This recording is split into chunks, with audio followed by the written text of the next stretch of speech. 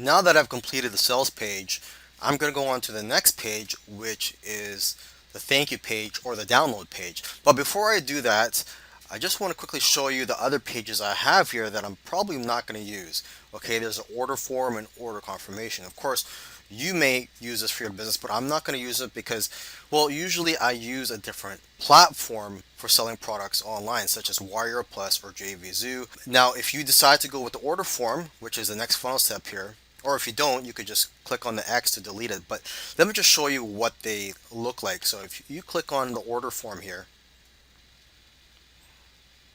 you'll be presented with some templates that you could choose from. So let's just take a look at this one here, preview. Okay, so if you had an order form, your customers would just fill out their information here. Okay, let's close this. Now let's take a look at the order confirmation. So this is where customers are brought to after they pay. And again, if you don't want this, you could just click on X to delete it, or you could go ahead and use it. I'm not going to use it because again, I use a different platform and customers are just automatically brought to the confirmation page of those platforms.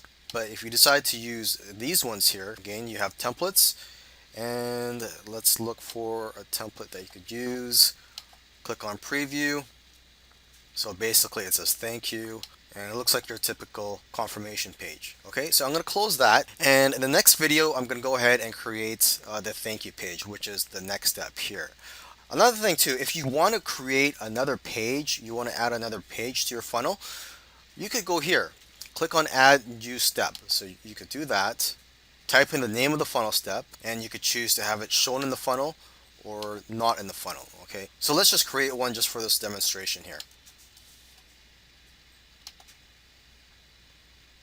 Okay, and now you have a page called a demo page.